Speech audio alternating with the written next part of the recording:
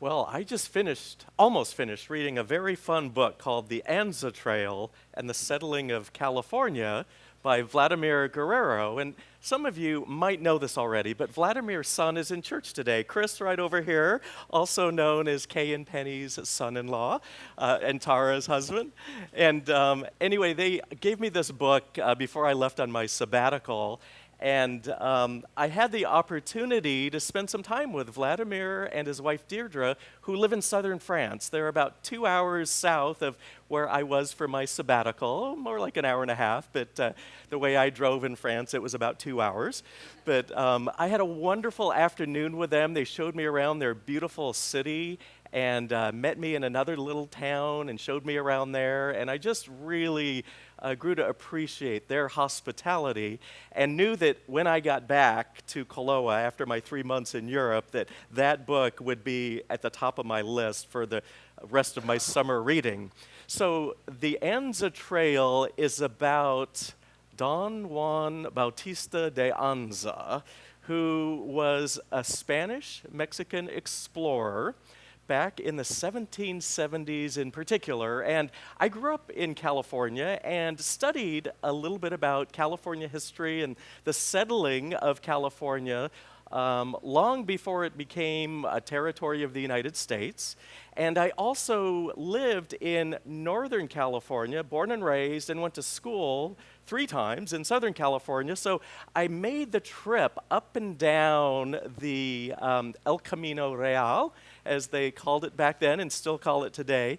But it was amazing to me to learn so much about the vicinity in which I grew up in without really remembering a whole lot of it from my childhood. I think I was in maybe 3rd grade, 4th, 5th grade when we learned about California history, and then again in middle school. But this book is about De Anza himself in the late mid 1770s, when he did 2 journeys in particular. One was to figure out how to get from the north central part of Mexico through Arizona across to the California coast, where he could connect to the mission trail where Father Junipero Serra had mission settlements all up and down the coast. The Viceroy of Mexico wanted somebody to figure out how to get there from that part of Mexico, and De Anza took that upon himself with a bunch of soldiers and a priest and some help from some Native Americans, those in Mexico, those in Arizona, and those in California, who actually helped him figure it out. But basically what he did is he went through uncharted territories, uncharted at least to the Spanish and Mexicans at the time, to find a way through the desert and over the mountains to connect to the California coast. And he did it.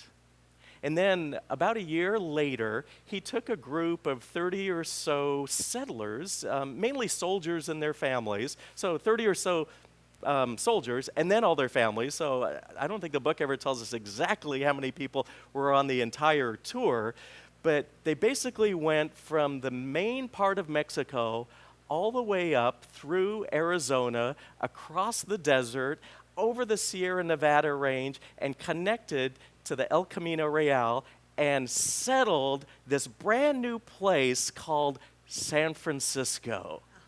It was so fun to read about all these little communities that they named along the way and that Father Junipero Serra had named, and figuring out where all those names finally came from that I grew up with.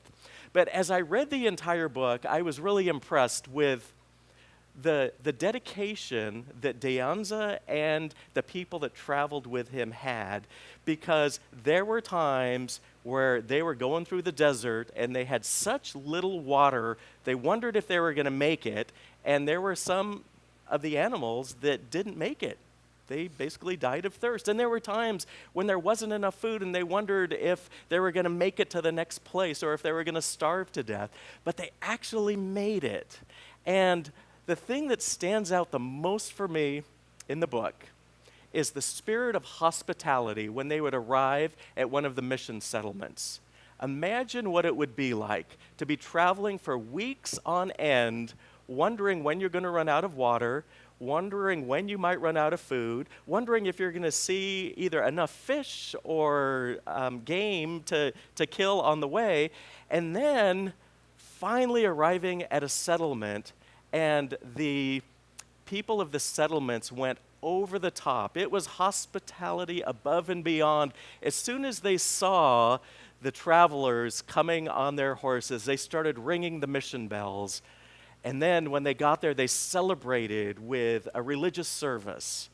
And then they had an amazing feast. There were times where they slaughtered pigs and cattle and all sorts of things to celebrate that people had arrived. And I can only imagine, partially that is, what it must have been like to be received with such hospitality when you're so tired, so hot, so thirsty, and so very, very hungry. So just yesterday, I was reading about when they arrived at Mission San Luis Obispo, north of what is now Santa Barbara. And the people in San Luis Obispo is a very small mission settlement at the time. And they had heard that there was an uprising in the mission at San Diego. And they knew that some people had died, including a priest, and that's all they knew. And they waited for months to find out how many people died, what really happened, and there were rumors that there were more of these insurrections that were about to happen and maybe have already happened in some of the other mission settlements. So when De Anza and his men arrived on horseback with their families, the people at San Luis Obispo Mission were thrilled to know that very few people actually died in San Diego, only one priest, and that there were no more uprisings. Anyway, there was a great reason to celebrate, and they extended hospitality even more so because they had heard the good news. Well, as I read through the book, it occurred to me over and over and over that when De Anza and his people arrived at different places, they were welcomed with this kind of hospitality that is above and beyond what was really expected or the norm. Also, the native Indians, the Native Americans, or Mexico, Arizona, California, wherever Anza was, there were people that were the native people of that land that welcomed, that helped, that sometimes served as tour guides, that traded with them and gave them food and showed them where water was. And as I read the whole book, hospitality is like the banner to me. That was probably the most important thing that people looked for and appreciated as they were on these long journeys.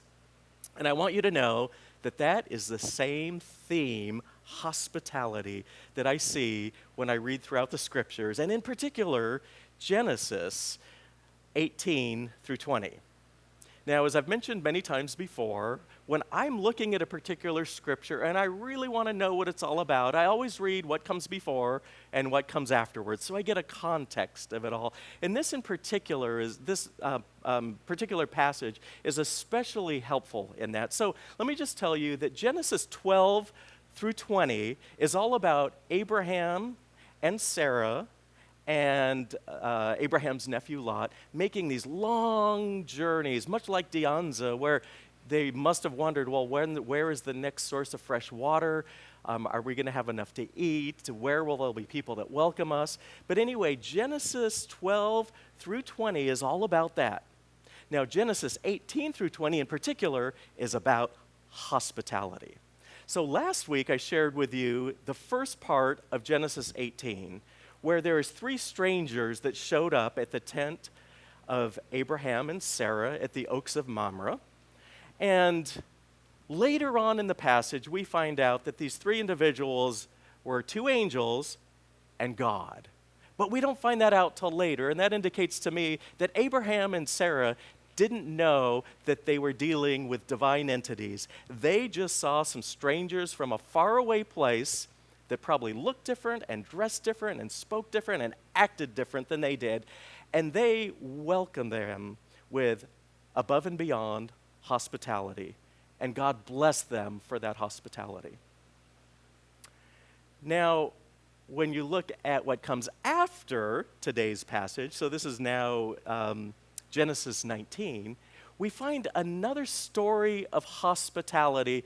But I found that a lot of people don't read this story, at least not very often in church. And when they do, they've been programmed to think that this isn't about hospitality at all.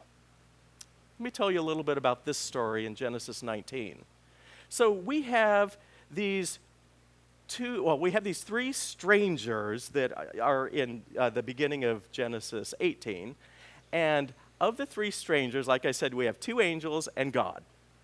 And in Genesis 19, the two that are the angels go to a place called Sodom. And when they get there, they arrive at the town, and Lot and his wife and their family welcome these two strangers with open arms. They invite them into their house, and they feed them, and they treat them just like they would want to treat anyone else. These are God's children. So the two angels are there. We learn that they're angels, but again, there's no indication that Lot knows that he's dealing with divine beings. As far as he's concerned, it's just two strangers from two different places that speak a different language probably and have different customs and dress differently, and they probably smell differently as well. So Lot is taking care of these two angels when the entire town shows up at his door and they demand that Lot bring them out. And Lot basically says, no, I'm not going to do that. And what ends up happening is that Lot and his family escape the death that God places on all of the rest of Sodom. Now, I want to say straight up that I don't believe that God kills people for not showing hospitality, because I think that all of us, myself included, would be dead by now, because there are times, I believe, in every one of our lives where we fail to treat people with kindness and hospitality. None of us is perfect. But when I read passages like this, I often tell myself, this doesn't necessarily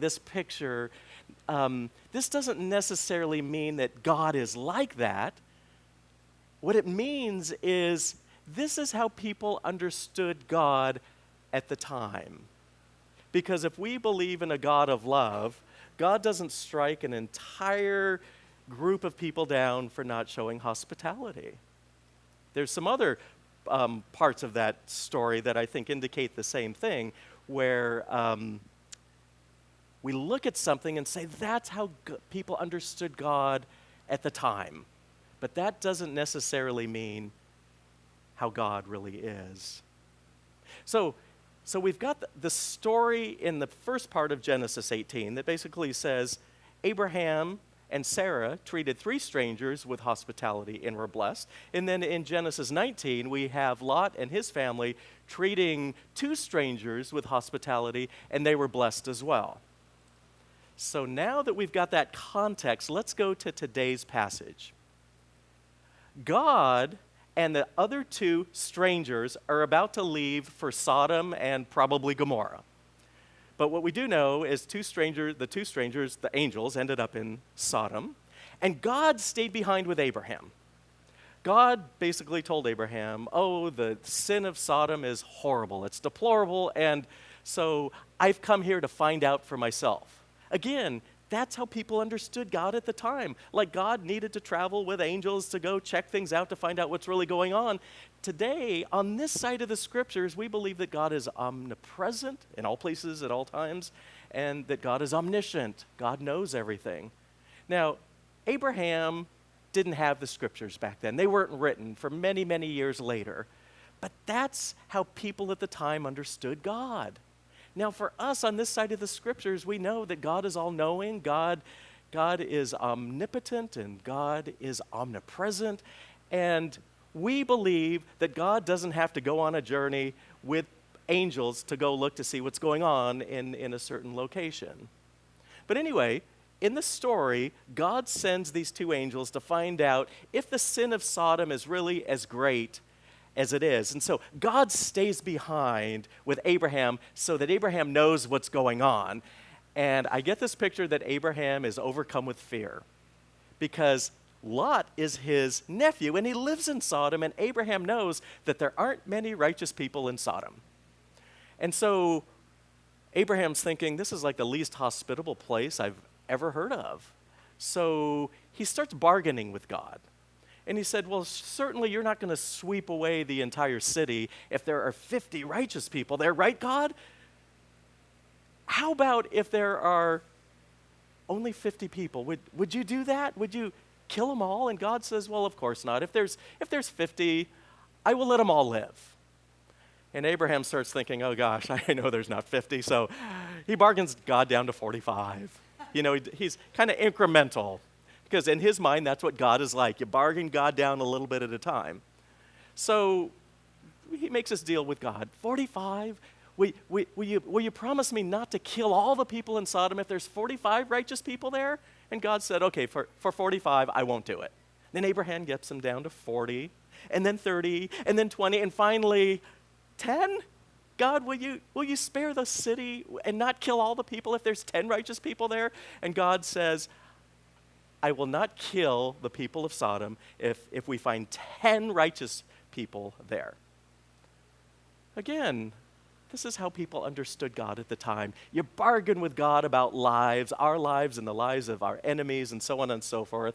And most of us don't believe that today, that's how God operates. But again, Abraham's operating in a society where not a single book of the scriptures were written. That's their understanding of how you deal with God. And as I read this passage, two thoughts came to my mind. One was, I want Abraham with me if I ever buy a used car, for sure.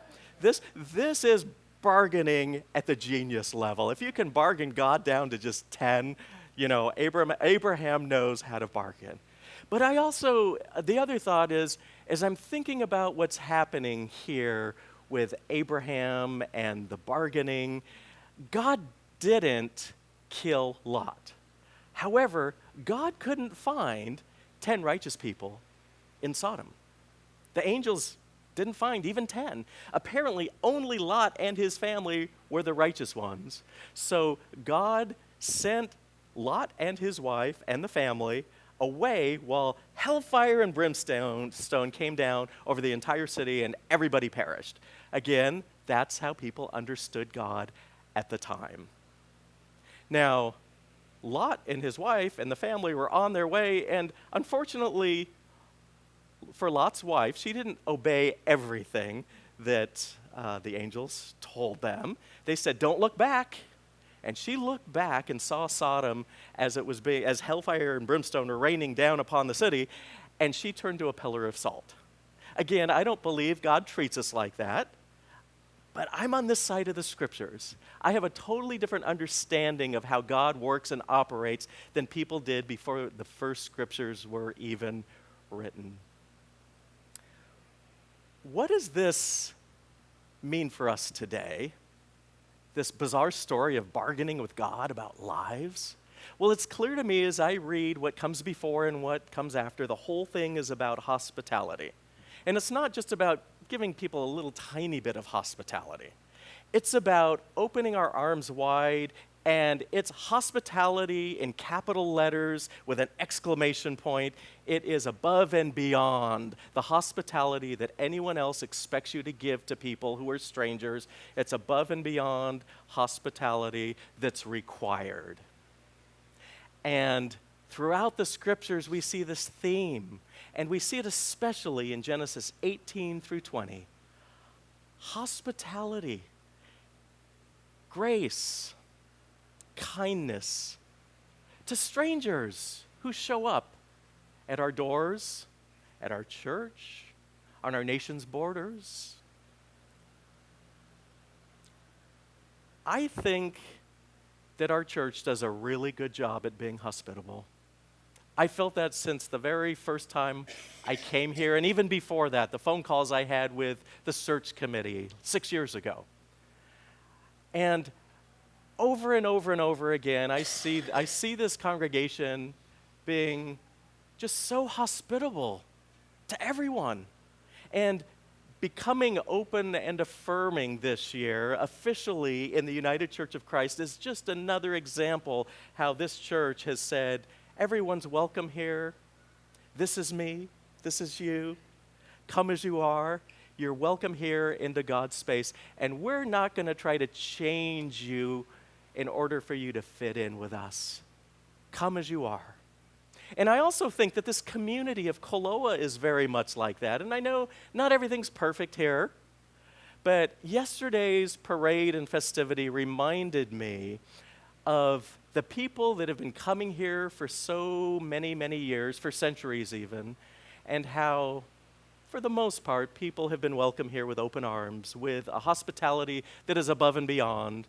And we know that the Hawaiian people that were here probably some 1,500 years ago or more extended hospitality when other people arrived. From the missionaries who came to Kōloa and started this church in 1835, to the Chinese who came soon afterwards to work on the sugarcane plantations, and then the Japanese and the Portuguese and the Puerto Ricans and the Mexicans and the Filipinos and all the other cultures that came here. This is a place that's known for saying, you're welcome to be among us as you are. Now, I have to say that as we keep expanding, it gets a little more difficult for me to see. And I think our nation today is really struggling with this theme of hospitality, especially when it comes to strangers, to people who are different from us. I know that those of us that ever watch the news or go onto Facebook or listen to HPR or read the newspaper, we know that we are struggling as a country in terms of how we deal with strangers. And I don't really care what political party you are or who you vote for president or what your individual politics are. But I do want you to know that when you read the scriptures, hospitality has to be in bold capital letters with an exclamation point in how we treat all other people, especially the strangers and people who are different from us. And we as a nation need to get much, much better at that. I'm going to read to you something that another pastor wrote. I was just looking at this last night as I was thinking how I want to kind of wrap up my message today. This is the pastor at one of the largest congregations in our country, and he says, "At our church, we welcome people of all races, all backgrounds, whether they have anything to contribute to our church or not." And so far I thought, great, that's like our church. And then he said, "But America is not a church." And I thought, great, I believe that too. And then he says, "It's a country that has the right and responsibility to regulate who comes into the country based upon what they have to offer our country." And I thought, I need to listen to the rest of the speech now. And I need to do a little research. So this is Pastor Robert Jeffress, who is the senior pastor of First Baptist Church, Dallas. About 5 minutes from a church that I used to serve. He was there at the time, and also from where I lived at the time. And as I listened to the rest of his speech and read more about him, basically what he is saying is everybody's welcome through the doors of our church, but I'm going to do everything I can to keep them from ever getting there. And he does that in Jesus' name. And to me, I cringed. I wanted to say, read Genesis 18 through 20. Read it over and over and over again till you can actually see what the scriptures say about those who are strangers. See how Abraham treated people who are from other places. See how Lot treated people in Sodom who were from other places. Read the Gospels and see how Jesus treated people who are from other places. And then the final thing I wanted to say about Sodom and Gomorrah. For some reason, at some point in time, and for the life of me, I can't figure out why or when, somebody changed the whole theme of hospitality in this one little part of the scriptures and said it was about sexuality. They actually said, all of this talk about Sodom and Gomorrah is about homosexuality and God's disgust with it. And I thought, I'm going to read this again. And you know, I read it again, and do you know what that banner still said for me? Hospitality. in bold print in capital letters with an exclamation point. There's nothing about sexuality in there. And yet this is one of the scriptures that many people still use today to condemn LGBTQ persons and their behavior. I read it over and over and over, just looking at what might be in there that I may have missed before. And it all comes down to one word, know, K-N-O-W, to know. Because the people who showed up at Lot's door, and remember, Lot was showing hospitality, they said, bring those men out here so that we might know them. And at some point in the church's history, they decided that know meant to have sex with them. All we know for sure is that those men meant to do those strangers harm. They meant violence. Did they mean sexual violence? Maybe, I don't know. But the scriptures don't say that. The point is, Lot was showing hospitality. The other people of the city wanted to show violence. They were prejudiced because these people were from other places. They wanted to hurt these people. And as the story goes, Lot was blessed with life because he showed hospitality. And the people of Sodom were all killed because they didn't. Now again, I don't believe that God operates like that. But if you want to look at what the story really says, it's that the people who show hospitality to strangers are blessed by God. And the people who don't show hospitality to strangers, God is very unhappy with them. That's really what it's about. I want to remind you as I close today that angels often show up in our lives in disguise. Angels show up all the time as messengers of God's love, and we may not recognize them at all. And as Mother Teresa used to remind us when she was alive and with us, Jesus shows up in disguise as well. Jesus shows up as the poor, as the destitute, as the stranger, as those who might be dying, as those who need our help. God shows up over and over again in our midst, in disguise. And if there's anything I've learned from Genesis 18 through 20, is that God loves it when we show kindness and hospitality to the strangers who show up in our midst. God is over the top pleased with us when we show hospitality that is above and beyond. Thank you for your hospitality. Amen.